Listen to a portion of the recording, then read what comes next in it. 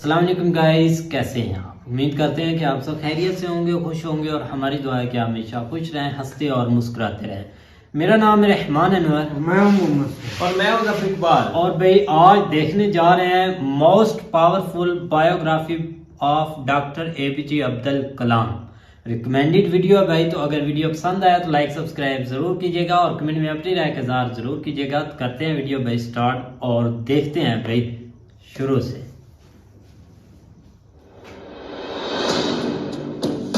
बड़ा बिजनेस।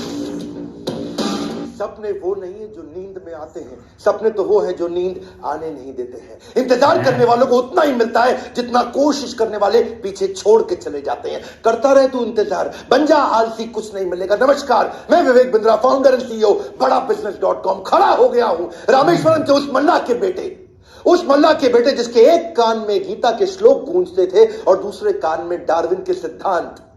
नाव पे तीर्थ यात्रियों को रामेश्वरम के मंदिर लेके जाया करते थे, और जब तीर्थयात्री रामेश्वरम मंदिर की परिक्रमा करते थे उतनी देर बैठ के ये फिजिक्स के सिद्धांत पढ़ा करते थे। बिखरी जुल्फों वाले सिर्फ मेरे या आपके नहीं बल्कि पूरे देश के चहेते डॉक्टर APJ अब्दुल कलाम की आज बात करेंगे। APJ, ए मतलब अबुल उनके परदादा, P मतलब पाकिर उनके दादा, J मतलब जैनुल अब्दीन उनके पिताजी और अब्दुल कलाम वो उनका खुद का नाम। 11वें राष्ट्रपति, 2002 से 2007 जनवादी राष्ट्रपति, पीपल्स प्रेसिडेंट। एक बार की बात है, कॉन्फ्रेंस में एक अंग्रेज ने पूछा कि अब्दुल कलाम कौन है, एक वाक्य में बताइए। तो वहां बैठे एक बच्चे ने जवाब दिया, he is simple Indian who is inexplicable, यानी कि जिसको एक्सप्लेन ही नहीं कर सकते even with the best of the objectives. यानी कि एडजेक्टिव क्या होता है? वो जो नाउन को समझाता हो।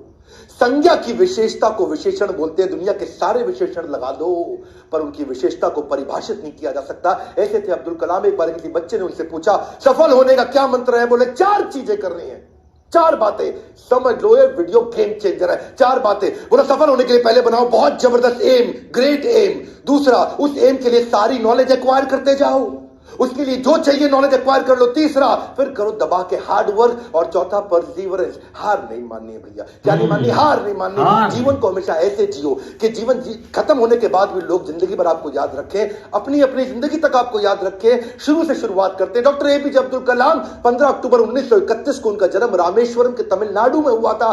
कमजोर आर्थिक स्थिति के एक मुसलमान परिवार में उनका जन्म हुआ। पेशे से उनके पिता नाविक थे और पिता क्योंकि ज्यादा पढ़े लिखे नहीं थे तो शुरू से उनको काफी तकलीफें आई। एक बार क्लास के अंदर उनका एक दोस्त हुआ करता था जो कि मुख्य पुरोहित को बेटा था, और मुख्य पुरोहित को बेटा जो रामदास शास्त्री अपने इसके साथ में पहली बेंच पे बैठे मास्टर जी नाराज हो गए। ए मुसलमान लड़का प्रमुख शास्त्री के बेटे के साथ पहली बेंच पे कैसे बैठा? उनको लगा के थप्पड़ पीछे बैठा दिया, भाग पीछे जाकर के बैठ। अब्दुल कलाम चुपचाप जाके पीछे बैठ गए और क्या सोचे, इस घटना पे उन्होंने उस दिन संकल्प लिया, पीछे बैठ के दुनिया बदलूंगा। और पीछे बैठना कोई मायने नहीं लगता, इसलिए वो कहा करते थे देश का सबसे अच्छा दिमाग क्लासरूम की आखिरी बेंच पे भी मिल सकता है। अच्छा, परिवार बहुत बड़ा था, 10 भाई बहन थे, पैसों की कमी तो होनी थी, तो अपने खर्चा निकालने के लिए अखबार बेचना शुरू किया। छोटी उम्र में अखबार क्यों बेचते थे? इनको पता था पैसा तो मिलेगा, लेकिन सारे रास्ते में बेचते वक्त पूरे अखबार को पढ़ जाऊंगा। चलते चलते सारे अखबार को पढ़ जाया करते थे। 8 साल की जब उम्र में थे ना, ये बहुत छोटे थे, इनके गांव से कई किलोमीटर दूर एक मास्टर जी बहुत बढ़िया गणित पढ़ाते थे और बोले सुबह 4 बजे 1 घंटे की क्लास फ्री है, उसी बच्चे को पढ़ाऊंगा सुबह 4 बजे जो नहा धो के आएगा। अब ये कई किलोमीटर दूर सुबह 3 बजे उठ के तैयार हो के नहा के ठंडे पानी से किसी भी मौसम में, सर्दी हो बारिश हो या तूफान हो, 4 बजे पहुंच जाया करते थे।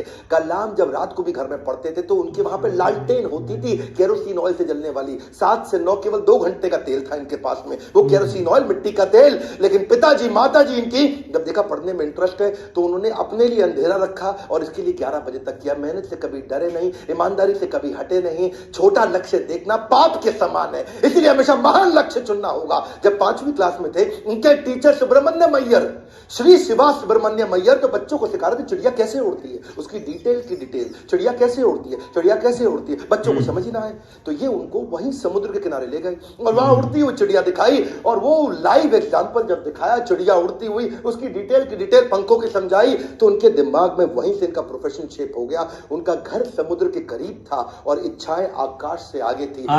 एरोनॉटिक्स समझ में आया। हाई स्कूल इन्होंने रामनाथपुरम के एक स्वॉर्ड हायर सेकेंडरी स्कूल में किया, और एक बार अपने स्कूल में किसी गलत क्लास में पहुंच गए, और गलत क्लास में जब अंदर घुसे तो टीचर ने इनको चपत लगाई, जब तक तुम्हें यही नहीं समझ में आ रहा कि तुम्हारी क्लास कौन सी है, मैथमेटिक्स की क्लास में तुम गलत क्लास में पहुंच गए तो तुम क्या पढ़ोगे और क्या आगे बढ़ोगे। और वहीं इन्होंने इतनी पढ़ाई करी मैथमेटिक्स में कि 100 में 100 नंबर ले आए। टीचर भी हैरान हो गया, 100 में से 100 नंबर चाहते हो तो पहले सूर्य की तरह चलना होगा।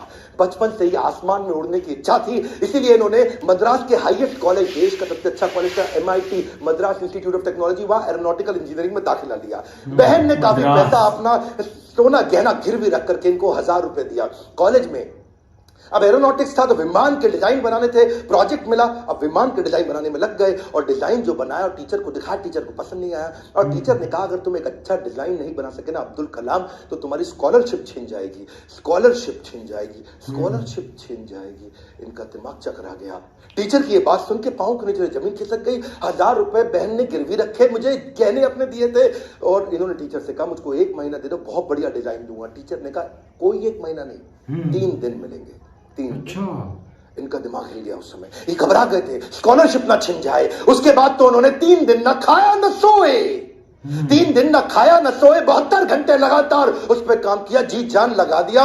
और जब प्रोफेसर ने देखा डिजाइन, प्रोफेसर भी हैरान हो गए, उनकी आंख में आंसू आ गए। उन्होंने बहुत बढ़िया डिजाइन बनाया। नींद और निंदा पर जो विजय पा लेते हैं उनको आगे बढ़ने से कोई नहीं रोक सकता है। जो नींद और निंदा पे विजय पा लेता है उनको आगे बढ़ने से कोई नहीं रोक सकता है। इसके बाद MIT की परीक्षा अच्छे नंबर से उन्होंने पास करी। अब पढ़ाई तो उनकी हो चुकी थी, अगली लर्निंग इनके जीवन से क्या है, फेलियर को हार्ट में और सक्सेस को हेड में घुसने नहीं देना चाहिए। दिल और दिमाग को कंट्रोल में रखो। अब इनके पास 2 इंटरव्यू की ऑप्शन आई, एक मिनिस्ट्री ऑफ डिफेंस से और दूसरी एयरफोर्स से। इनको कहां जाना था आपको मालूम है, एयरफोर्स में। और जो डिफेंस का था वो दिल्ली में था, और एयरफोर्स था देहरादून में। तो दिल्ली होते हुए देहरादून जा रहे थे, और वापसी पे इनको दिल्ली आना था। अब जब ये देहरादून गए, वहां पे 25 लोग एग्जाम देने आए वहां इंटरव्यू के लिए, जिनको वहां पे एयरफोर्स में सिलेक्ट होना था। अब 25 में से सीटें थी खाली 8, और इनकी रैंक क्या आई, 9वीं। एक नंबर से पीछे रह गए। 8 लोग सिलेक्ट हो गए, ये वहां रह गए। देहरादून से जब उतरते हैं सबसे पहले आता है ऋषिकेश। ये ऋषिकेश गए, वहां इनको मिले स्वामी शिवानंद। स्वामी शिवानंद तो बहुत पॉपुलर है, आज भी ऋषिकेश में उनके कई मठ हैं। तो इन्होंने शिवानंद के जाकर के अपनी तकलीफ बताई। उन्होंने इनको गीता पढ़ने के लिए जब बताया, और इनसे कहा कि अगर ख्वाहिश आपके दिलो जान से निकले, पवित्र हो और उसमें शिद्दत हो, तो कमाल की एक अजीब सी ताकत होती है उसके अंदर। इसलिए जो तुमने सोचा है वो होगा, तुम विश्वास से रखो। ये गीता का लर्निंग था। यम यम तम तम, जैसा जैसा वैसा वैसा। यम यम वापी स्मरण भावम, जहां तुम्हारा स्मरण और भाव होगा तुम वैसे पक्का बन जाओगे। कलाम उसके बाद जब दिल्ली लौट के आए अपने गुरु से मिलने के बाद, तो वो मिनिस्ट्री ऑफ डिफेंस की नौकरी बची थी DRDO की। किसको पता था वही DRDO इनके देश को आगे बढ़ाने में सबसे कारगर होगा। ये वहां प्रमोट हुए और इनके साथ डॉक्टर विक्रम साराभाई की टीम में आ गए। आप जानते हैं डॉक्टर विक्रम साराभाई ये पेट्रियोटिक थे, अपॉर्चुनिस्टिक नहीं थे। अब्दुल कलाम विशेष व्यक्ति थे। 1963 में विक्रम साराभाई की टीम से इनको सिलेक्ट किया गया कि इनको नासा भेजो भैया ट्रेनिंग के लिए। ये 6 महीने की ट्रेनिंग के लिए नासा गए। नासा समझो भैया, नासा अमेरिका सबसे बड़ी संस्था जिसमें ये आगे बढ़ना चाहते थे। नासा इनको देख के चौंक गया, बोला यार लड़का बहुत जबरदस्त है। और इनको क्या बोला, भाई तू बहुत चैंपियन है, मेरी बात सुन, तुझको दे रहे अमेरिकन सिटीजनशिप, यहीं रह जा, तनख्वाह देंगे इंडिया के 5 गुना ज्यादा, अमेरिकन सिटीजनशिप, यहीं किसी गोरी से शादी कर, ओए होए जिंदगी में आराम ही आराम। अपनी ऑटोबायोग्राफी आत्मकथा में इन्होंने बताया कि एक बार के लिए इनके मन में भी विचार आया कि क्या मैं यहां रुकूं या नहीं रुकूं। वो बहुत चुनाव करना कठिन था कि आदर्शों की ओर चला जाए या माला माल होने के अवसर को गले लगाया जाए, या पैसों और करियर के लिए इन्होंने सोचा विदेश नहीं जाएंगे, देश सेवा के इस अवसर को नहीं गंवाएंगे। लौट के देश आ गए। डिफिकल्टीज हमेशा आपकी सफलता के रास्ते में आएंगी। अगली कहानी, काफी डिफिकल्टीज आई जब इन्होंने शुरुआती टीम साइंटिस्ट की इसरो में ज्वाइन करी। वो क्या कहते हैं, देखो लर्निंग समझना, इन्होंने हमेशा डिफरेंशिएट किया। रियल प्रॉब्लम अलग है, इनकन्वीनियंस अलग है। प्रॉब्लम और इनकन्वीनियंस अलग अलग चीजें होती हैं। अगर आपके घर में भैया आग लग जाए, घर में आग लग गई, धू धू के घर जल रहा है, और उसी वक्त आपकी गर्दन भी टूट जाए, हाथ भी टूट जाए, पांव भी टूट जाए, उसको बोलते हैं आप मुसीबत में हैं। बाकी सब कुछ केवल सामान्य असुविधाएं होती हैं। इनके जीवन में इन्होंने असुविधा पे ध्यान नहीं दिया, रियल प्रॉब्लम्स पे ध्यान दिया। असुविधा बहुत आई क्योंकि ये शुरुआती टीम में इसरो की ज्वाइन किए थे। जिंदगी में जितनी बड़ी मुश्किलें होंगी और उन पर अगर आपने काबू पा लिया तो उतना ही बड़ा आपका नाम भी होगा। जब इन्होंने ज्वाइन किया वहां शुरुआती दिनों में तो सेंट मैरीज चर्च था, कुछ नहीं दिया गया, कोई इन्वेस्टमेंट नहीं थी वहां पे। सेंट मैरीज चर्च को इन्होंने अपना ऑफिस बनाना पड़ा इनको। वहां सारे साइंटिस्ट इंजीनियर जो नासा से ट्रेन होकर आए थे वो चर्च में बैठ के ऑफिस में बैठे और बीच पे उन्होंने समुद्र के किनारे अपना रॉकेट का लॉन्च पैड बनाया और जो अस्तबल होता है या बल्कि कैटल शेड जो गौशाला होती है वहां की लेबोरेटरी बन गई। बिशप जो चर्च के फादर थे उनके घर को इन्होंने अपना वर्कशॉप बनाया। साइकिल पे और बुल्लक कार्ट समझते बैलगाड़ी है जी, धीरे धीरे चक्का चलता है या खुद ही साइकिल पे रॉकेट रख रख के ले जा रहे थे। रॉकेट के छोटे छोटे पार्ट और सैटेलाइट आज भी फोटोग्राफ्स हैं। सारी डिफिकल्टीज के बीच में इन्होंने पहला साउंडिंग रॉकेट 1963 में लॉन्च किया था। ये इतना मशगूल हो गए भैया, इतना मशगूल हो गए, इनकी सगाई फिक्स हो गई थी। उस समय ये 32 साल की उम्र थी, इनकी सगाई फिक्स हो गई, ये काम में लगे रहे, भैया रॉकेट जाएगा, देश का पहला रॉकेट जाएगा। सगाई पे जाना भूल गए लोग बेचारे, वहां मंडप पे इंतजार करते रहे। मंडप तो नहीं, सेरेमनी थी, वहां इंतजार ही करते रह गए। अरे अब्दुल कलाम आएगा, अब्दुल कलाम रॉकेट बनाने में लगे थे देश के लिए। जीवन में कठिन दौर से गुजरते वक्त ये मत सोचिए कि ये जिंदगी में कठिनाइयां हमेशा रहेंगी। ये कठिनाइयां आई हैं और चली जाएंगी। इन्होंने गीता हाथ में पकड़ ली थी, इनको इनके गुरु ने दिया था और गीता में क्या बताया, आगाम पाइनो, कठिनाइयां आएंगी और चली जाएंगी। 1969 में इसरो के डायरेक्टर की जब इनको कमान दी गई तो उन्होंने सोचा कि क्यों नहीं SLV3 क्या होता है? ये एक होता है सैटेलाइट लॉन्च व्हीकल, यानी ये कभी सैटेलाइट को भेजते तो उसका एक लॉन्च व्हीकल चाहिए होता है। एक होती है गोली ठा और एक होती है गोली के लिए बंदूक जिससे गोली निकलती है, तो एक लॉन्च व्हीकल होता है जिससे सैटेलाइट को भेजते हैं और जो अपने ऑर्बिट में जाके सेट होता है। तो जब इनके पास पैसा नहीं था वहां पे, इन्होंने क्या कहा कि भैया SLV3 के लिए काम करूंगा और PSLV के लिए काम करूंगा। SLV3 में 1 रुपया लगेगा, PSLV में 1 रुपया लगेगा, तो दोनों मिला के 2 रुपया लग जाएगा। तो ऐसा करते दोनों को एक साथ करने का जुगाड़ करता हूं, 1 रुपये 20 पैसे में कर दूंगा, 80 पैसा बच जाएगा। तो थोड़े कम खर्चे के अंदर दोनों प्रोजेक्ट पूरे कर दिए। इसके लिए उन्होंने सरकार से फंड मांगा, इंदिरा गांधी ने बोला फंड नहीं है, पब्लिकली मना कर दिया, प्राइवेटली थोड़ा सा फंड इनको दिया और थोड़ा सा फंड मिलने के बाद ये जीत जान से अपने प्रोजेक्ट में लग गए।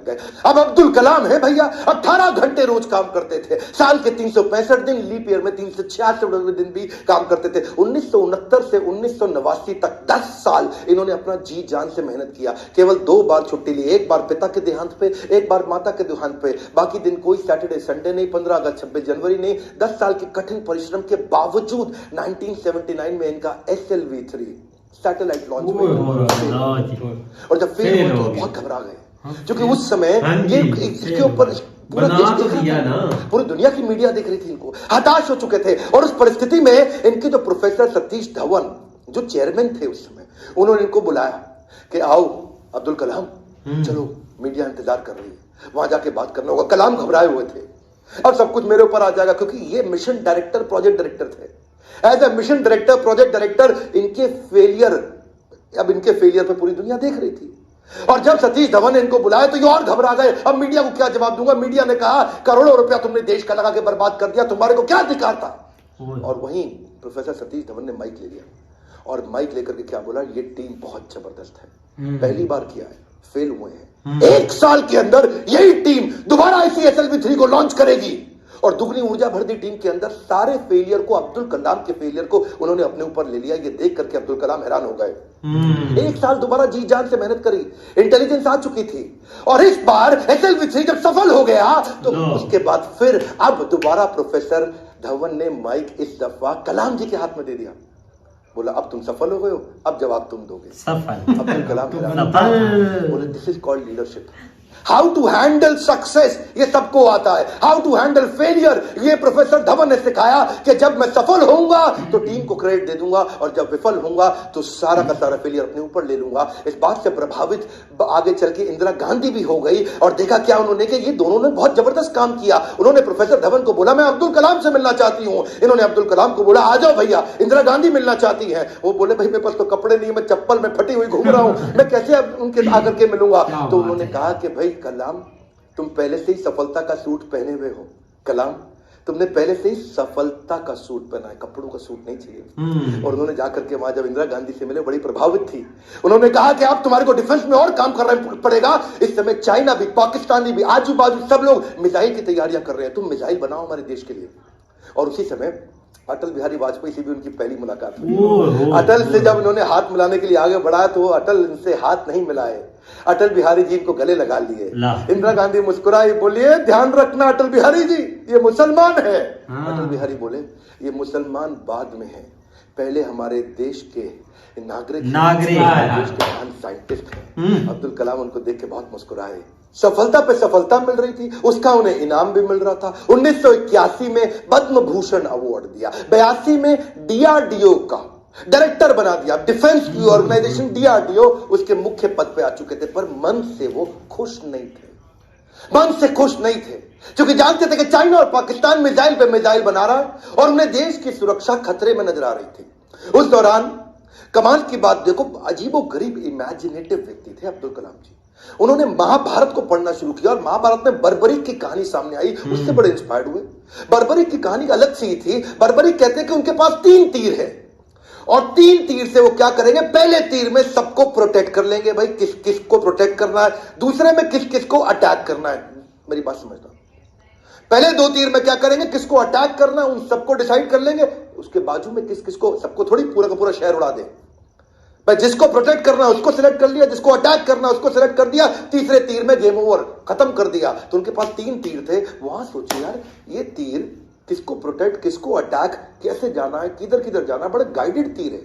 वहां से उन्होंने इंटीग्रेटेड गाइडेड मिसाइल प्रोग्राम तैयार किया कि क्या क्यों नहीं कोई ऐसी मिसाइल बना दे कि आदमी लेफ्ट भागे तो मिसाइल लेफ्ट चली जाए, आदमी राइट भागे तो मिसाइल राइट चली जाए, और जिस टैंक को उड़ाना है वो टैंक आगे निकल गया तो मिसाइल आगे चली जाए। गाइडेड मिसाइल कैसे बनाए, बर्बरीक के उनको इस प्रसंग से इमेजिनेटिव थे। एक इंटरव्यू में बोले कि भगवान कृष्ण के सुदर्शन चक्र से सीखने को मिला।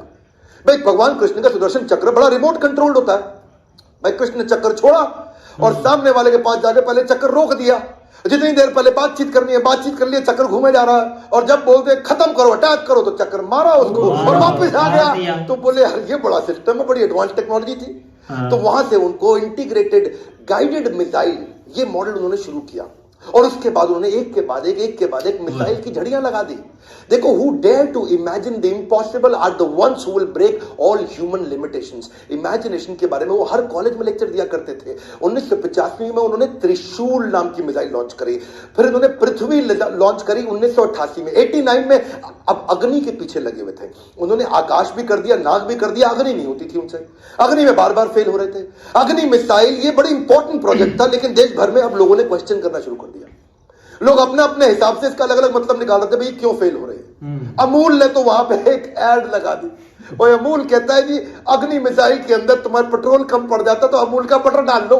लोगों ने मजाक बनाना शुरू कर दिया और बार बार लोगों के सवालों के कारण ये बहुत सीरियस थे। और उसी 89 के एंड आने से पहले पहले इन्होंने अग्नि को भी सफल बना दिया। बार बार सफल होने पर भी उत्साह न खोना ही सबसे बड़ी सफलता है।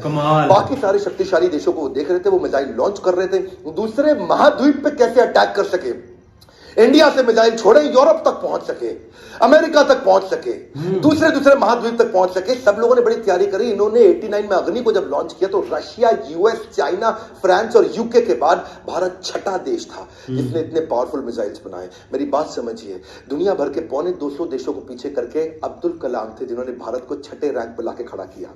हाँ, ये कहते थे मिसाइल यूज नहीं करना है, लेकिन विराट रूप तो दिखाना है ना अपना। 10वें अध्याय के बाद जब भगवान कृष्ण ने देखा कि अर्जुन उबासी ले रहा, अर्जुन सीरियस नहीं ले रहा, तो मैं विराट रूप दिखाऊं। और जब कृष्ण ने विराट रूप दिखाया, कृष्ण ने मारा नहीं, किसी को विराट रूप दिखाया, अर्जुन एकदम लाइन पे आ गया, बात समझ आ गई। कभी कभार बाजू का पाकिस्तान चाइना जब आंख दिखाए तो विराट रूप दिखा दो, थोड़ी मिसाइल छोड़ देंगे, विराट रूप दिखा दो, अपने आप लाइन पे आ गया, समझ आ गया, सॉरी। तो ऐसा अब्दुल कलाम जी ने स्ट्रॉन्ग बनाया। उनकी मेहनत 1993 में और रंग लाई जब पीएसएलवी को भी उन्होंने सफल कर दिया। आज वही कलाम जी की देन है कि पीएसएलवी से हमने 10 रुपए किलोमीटर के कम खर्च पे भी मंगल तक सफर पूरा कर लिया जी। 2014 में हॉलीवुड की मूवी में जितना खर्चा था उससे कम के अंदर तो हमने मंगल का सफर कर लिया। 2017 में ये अब्दुल कलाम जी थे जिनके चलते 104 सैटेलाइट एक रॉकेट से लॉन्च किए। दुनिया में सबसे सस्ता अफोर्डेबल प्रोग्राम ये अब्दुल कलाम जी की देन थी। 1979 में वही कलाम थे, वही भारत था, कोई देश मदद नहीं कर रहा था। ये 1979 था और आज 2017 में ये कलाम जी की देन है जब दुनिया भर के देश इंडिया के पास आए, भाई हमारा भेज दो यार, अपने रॉकेट में हमारा भी भेज दो। हमने यूएस की मदद करी, नीदरलैंड की करी, स्विट्जरलैंड की करी, इजराइल की करी, कजाकिस्तान की करी, करी, यूएवी करी और हमारे 100 मिलाकर के 104 सैटेलाइट एक साथ भेजे थे। ये अब्दुल कलाम जी की देन है। अच्छा वापस चलते, 93 के पीएसएलवी जब उन्होंने इसको सफल बनाया, उसी समय न्यूक्लियर पावर की बातचीत दुनिया भर में बहुत हो रही थी। इन्होंने देखा कि भाई अमेरिका धमकियां भी बहुत दे रहा था। अब बात यह है कि धमकियों से डरना पुरुषार्थ से बेईमानी है, और जो देश के लिए कुछ भी कर गुजरे वही सच्चा हिंदुस्तानी है। कलाम जी सच्चे हिंदुस्तानी थे। उन्होंने 3 तरकीबें अपनाई। पहली, जितने भी अपने साइंटिस्ट हैं उनको आर्मी की वर्दी में डाल दो, सैटेलाइट को समझ ही ना है कि भाई ये तो नॉर्मल आर्मी घूम रही है, ये कोई साइंटिस्ट थोड़ी है, ये तो नॉर्मल आर्मी है, पहला। दूसरा, जब भी ये कोई काम करेंगे उसी समय के बीच में करेंगे जब एक सैटेलाइट जाएगा और दूसरा आने वाला, उसके बीच में कर लेंगे। एक आएगा एक जाएगा, उसके बीच में कर लेंगे। एक आएगा एक जाएगा, उसके बीच में कर लेंगे।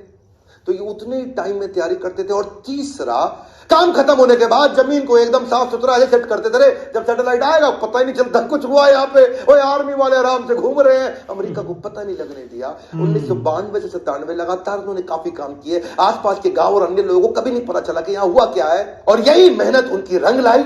1998 में भारत ने ऑपरेशन शक्ति के नाम से परमाणु परीक्षण कर दिया, चुपचाप कर दिया। आज इन प्रयासों से भारत परमाणु समृद्ध बन पाया है। 5 देश थे उस समय में, फ्रांस था, यूएस था, रशिया, यूके और चाइना। ये 5 देश थे। हमें किसी से दिक्कत नहीं थी, हमें चाइना से दिक्कत थी, क्योंकि चाइना चुपचाप उस समय पाकिस्तान को भी परमाणु शक्ति दे रहा था। वो तो आपको पता ही है जी है, वो तो उसके नाजायज मैं जरा नहीं बोलूंगा। तो उसके चक्कर में, पाकिस्तान और चाइना के चक्कर में यहां इंडिया ने काम पूरा कर दिया। उनके लगातार प्रयास के चलते 1997 के अंदर उनको भारत रत्न दिया गया। 41 साल तक उन्होंने भारत की सेवा करी। 1999 में वो रिटायर हुए। उन दिनों वाजपेयी जी एक्शन में चल रहे थे इधर, यहां ये रिटायर हुए, वाजपेयी जी एक्शन में। उन्होंने फोन मिला दिया, ओ हाँ भी कलाम जी, बात सुनो यार, अपना मंत्रिमंडल हम बना रहे हैं, तुम्हारे को हम मिनिस्ट्री देना चाहते हैं, आ जाओ यार।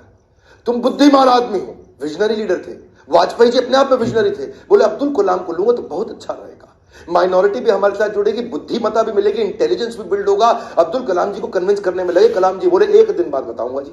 1 दिन बाद कलाम जी ने फोन कर दिया कि जी मैं अस्वीकार करना चाहता हूं, और मिल करके फिर जाके बोला कि मुझको एक नई पीढ़ी तैयार करनी है जो भारत को विश्व गुरु बना सके। एक नई पीढ़ी तैयार करने के लिए मैं कॉलेजेस में पढ़ाना चाहता हूं। अपनी टीचिंग के प्रोफेशन के लिए अन्नामलाई यूनिवर्सिटी तमिलनाडु साउथ वापस चले गए।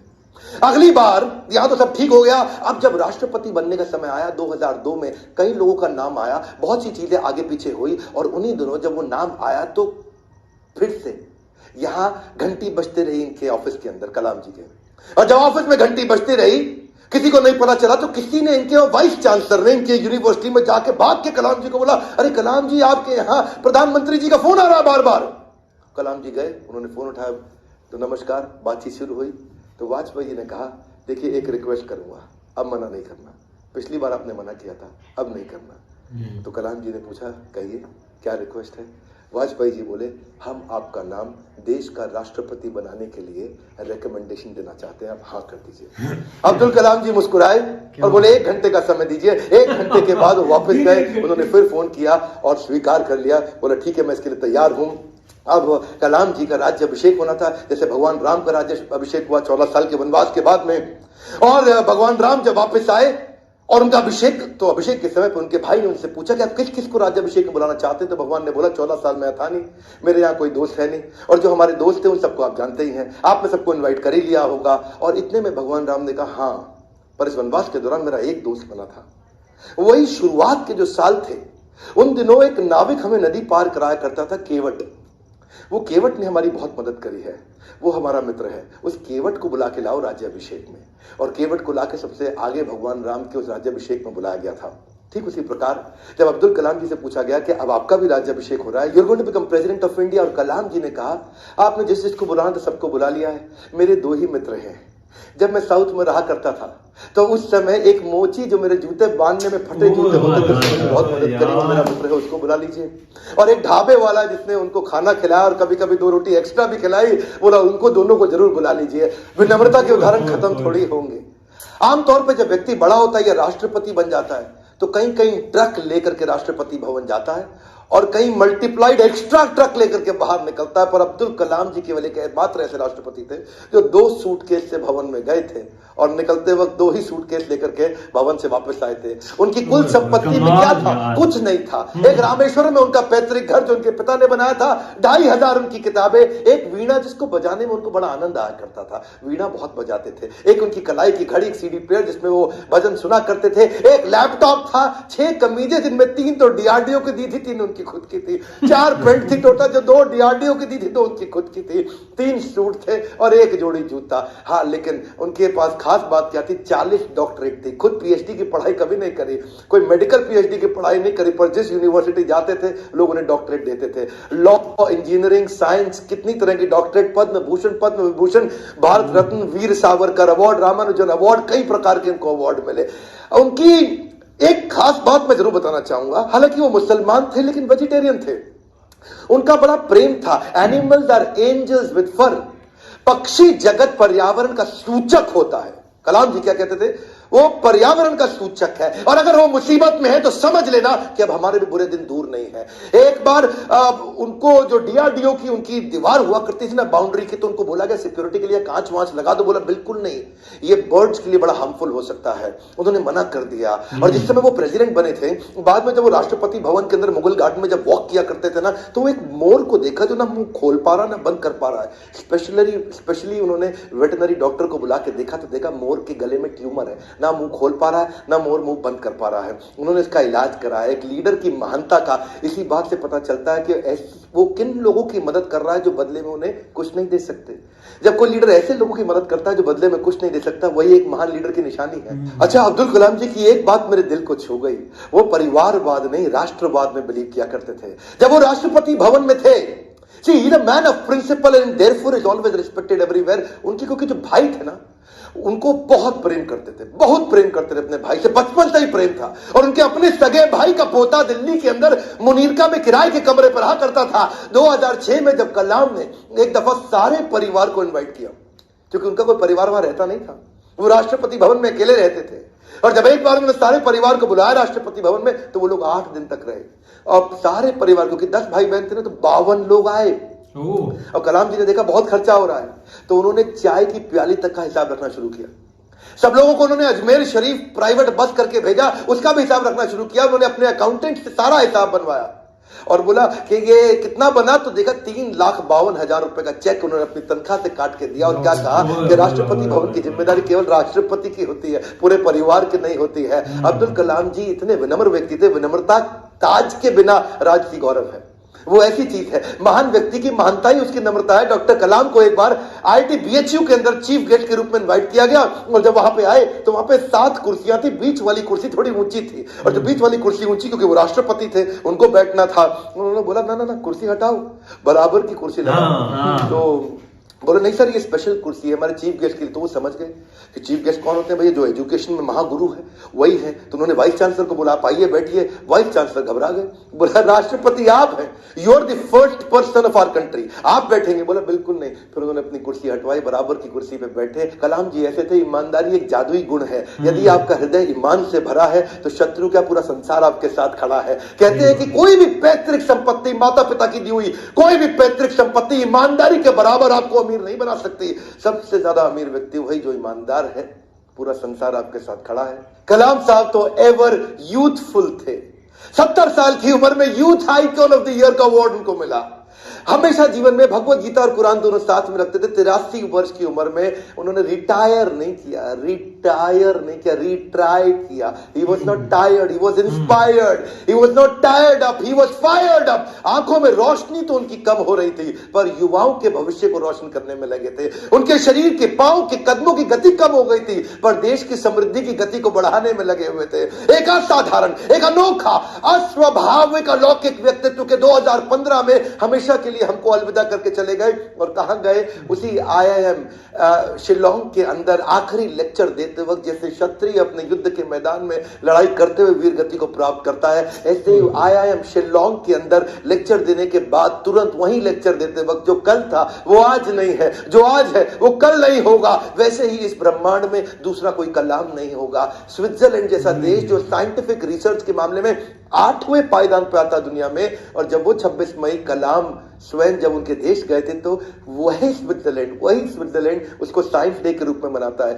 यूएन उनके जन्मदिन को यूएनओ कहता है कि इसको हम वर्ल्ड स्टूडेंट डे के रूप में मनाते हैं। बन जाती है परिभाषा भारत के सम्मान की जब जब बात होती है श्री एपीजे अब्दुल कलाम की। अब्दुल कलाम जी रेस्ट इन पीस नहीं है, बट रेस्ट इन मी है।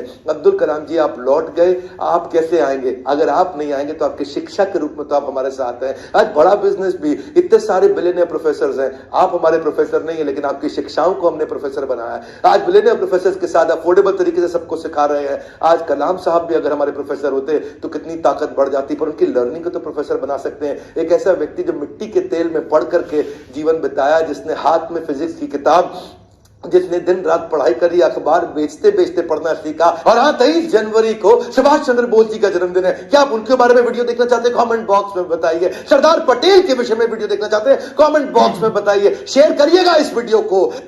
बहुत सारा भाई, बहुत सारा। तो मोहब्बत थी भाई उनकी अपने देश से, और बहुत ज्यादा मोहब्बत थी।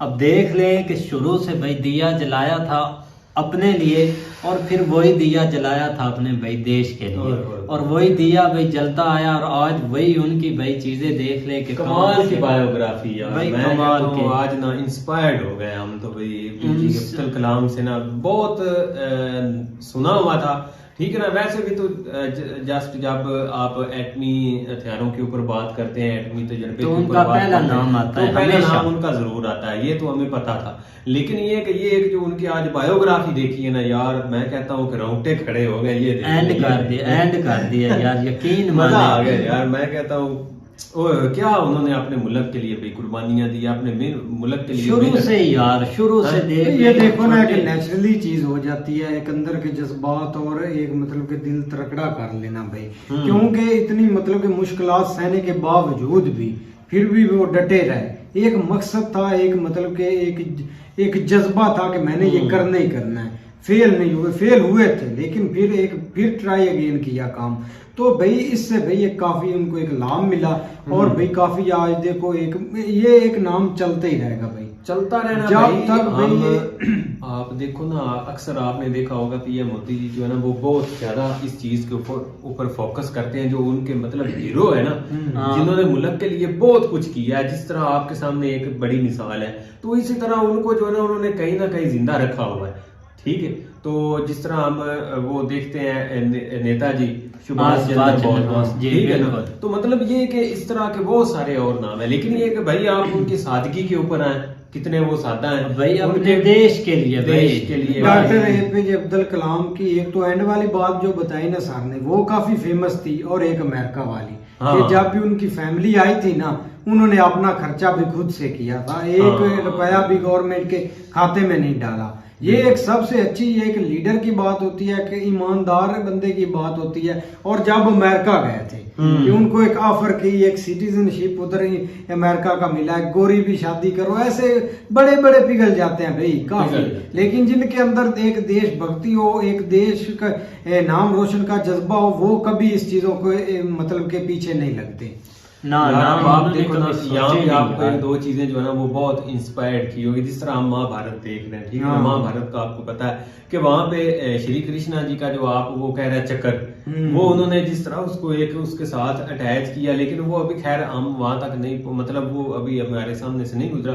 लेकिन ये कि जरूर देखो जिस तरह उन्होंने महाभारत को साथ जोड़ के जो है ना उस चीज के ऊपर उन्होंने फोकस किया। कहाँ के गीता ज्ञान भी भाई, गीता ज्ञान मतलब कि कौन सी चीजें जो है ना उनके लिए बेहतर है, तो उन सब को जोड़ के आपके सामने उन्होंने किया। बाकी फेलियर देखो ना, आप जिस भी मकसद में हैं दुनिया में, कोई भी काम आप कर रहे हैं, जब तक आप उसमें फेल नहीं होगे ना, उस वक्त तक आप उसकी इंपॉर्टेंस का अंदाजा नहीं होगा। मजा ही नहीं उस वक्त आता तक आप जो है ना उससे आगे नहीं बढ़ेंगे। अगर आप फेल होते हैं तो फिर आपके अंदर एक और जो है ना, लेकिन जो मेरा पॉइंट ऑफ व्यू है ना, बंदे को 10 से 20 बार फेल होना चाहिए। हाँ। उसके बाद जब भाई बंदा बनता है कामयाब। बिल्कुल। लेकिन वो 10 से फेल 20 हुए हैं भाई, उन्होंने भाई फिर सफलता ऐसी पाई है। हाँ। सफल जब ऐसे हुआ है ना सफल, तो फिर वो भाई सफल ही होते गए हैं। और इतनी सफलता उनने हासिल की है भाई, तो फिर जब यार भाई अटल जी का लेकिन आप जिक्र देखो आया ना, था ना, हाँ वो सबसे वो तो बेहतर भाई है। आगे की क्या वो तो बंदे थे यार। वो तो इनकी तरह के बुजुर्ग थे इनकी ना। तरह के, हाँ, दोनों मिलाप हुआ है। Same to same.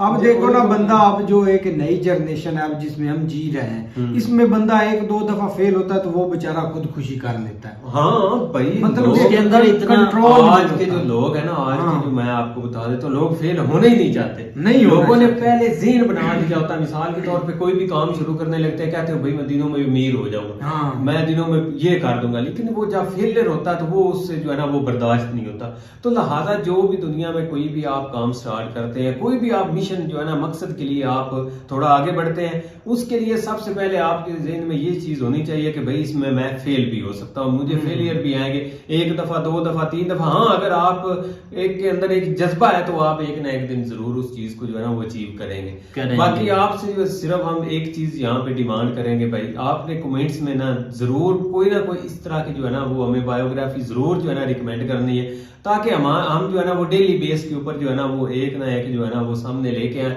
और खुद भी देखें और आपके साथ जो है ना वो बैठ के मिलकर देखें कि ताकि हम हम भी कुछ जो है ना वो लर्निंग करें। अब इनसे भी हमने बहुत कुछ सीखा। बहुत कुछ। ये एक बहुत यार हमने हमारे पहले लिए ही काफी मिसाल- लर्निंग की हुई है, हाँ, काफी लेकिन ज्यादा मजीद सही। जो है ना जिस तरह उनके डॉक्टर हीरो हैं, APJ हाँ अब्दुल बिल्कुल, कलाम, वो क्या किस तरह जो बंदे थे। उन्होंने जो है ना वो मेहनत की, किस तरह जो है ना उनको एक फेलियर का सामना करना पड़ा, लेकिन एक एक चीज भाई उनकी आप देख लें कि हमने सिर्फ आधा घंटा हमने भाई वीडियो देखी है, लेकिन उन पर भाई 1 घंटा 2 घंटे बातें करते रहे, लेकिन बातें भाई कम है उनकी, कम है जितनी की भाई, जाए तो भाई बातें उतनी खत्म ही नहीं होती, खत्म ही नहीं होती। यकीन करें। तो उम्मीद करते हैं कि भाई आपको वीडियो पसंद आएगी। अगर पसंद आए तो लाइक सब्सक्राइब जरूर कीजिएगा और कमेंट में अपनी राय का इज़हार जरूर कीजिएगा। अल्लाह।